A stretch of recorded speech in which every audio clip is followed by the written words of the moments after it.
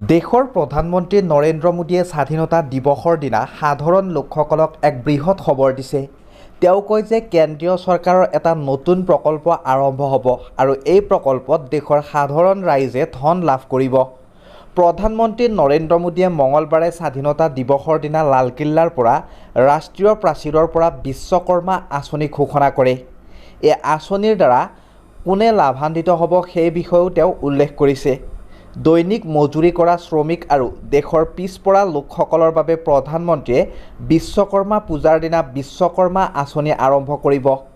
প্ৰধানমন্ত্ৰীয়ে কয় যে এই আঁচনিৰ বাজেট 13ৰ পৰা 15,000 কোটি টকা হ'ব। চৰকাৰে এই আঁচনিৰ জৰিয়তে পৰম্পৰাগত দক্ষতা থকা লোকসকলক সহায় কৰিব। ই সোণাৰী কুমাৰ নাপিতকে ধৰি বিভিন্ন দক্ষ লোকসকলক উপকৃত কৰিব। এই আঁচনিৰ উদ্দেশ্য হৈছে এনে লোকসকলক লাভান্বিত কৰা যিসকলে হাতেৰে কিছুমান দক্ষ কাম কৰে আৰু প্ৰজন্মৰ পৰা এই কামটো কৰি আহিছে। আগন্তুক দিনত এই নতুন আঁচনিৰ সুবিধা ধোবা, নাপিত, সোণাৰী আদিৰ দৰে পিছপৰা শ্ৰেণীৰ লোকসকলৰ লগতে দৈনিক মজুৰি কৰা শ্ৰমিকসকলক প্ৰদান কৰা হ'ব। প্ৰধানমন্ত্ৰীয়ে কয় যে প্ৰকল্পটো বিশ্বকৰ্মা পূজাৰ 17 ছেপ্টেম্বৰত আৰম্ভ হ'ব।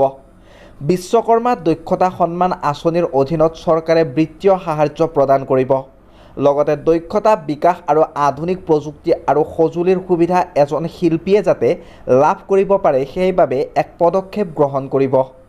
এই আঁচনিৰ উদ্দেশ্য হৈছে সহজ ঋণ প্ৰদান কৰা, দক্ষতা উন্নয়ন কৰা আৰু ডিজিটেল সবলীকৰণ কৰা। প্ৰধানমন্ত্ৰীয়ে লালকিল্লাৰ প্ৰাচীৰৰ পৰা কয় যে চৰকাৰে দেশৰ প্ৰতিজন বিশ্বকৰ্মাক প্ৰতিষ্ঠানগত সমৰ্থন আগবঢ়াব। বিশ্বকৰ্মা দক্ষতা সন্মান আঁচনিয়ে সমাজৰ এক বৃহৎ অংশক উপকৃত কৰিব। এই আঁচনিয়ে কাঠ মিস্ত্ৰী, ভাস্কৰ্য শিল্পী, কুমাৰ মিস্ত্ৰী আৰু এনেধৰণৰ অন্যান্য শিল্পীসকলক তেওঁলোকৰ কাম কৰাত আৰু তেওঁলোকৰ দক্ষতা বিকাশ কৰাত সহায় কৰিব। এই আঁচনিখনত এই শিল্পীসকলক তেওঁলোকৰ সামগ্ৰীৰ বাবে এক বিস্তৃত বজাৰ প্ৰদান কৰাৰ ব্যৱস্থাও কৰা হৈছে। প্ৰধানমন্ত্ৰীয়ে কয় যে চৰকাৰে OBC শিল্পীসকলৰ বিকাশৰ বাবে প্ৰায় 14,000 কোটি টকা বিনিয়োগ কৰিব। কেন্দ্ৰই কলনী, কুটি বা ভাড়াঘৰত বাস কৰা লোকসকলক সহজ চৰ্তাৱলীত ঋণো প্ৰদান কৰিব বুলি উল্লেখ কৰিছে।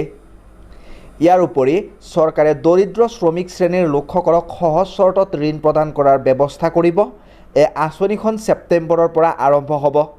চৰকাৰে 13,000 কোটি টকাৰ পৰা 15,000 কোটি টকাৰ সাহায্য প্ৰদান কৰিব।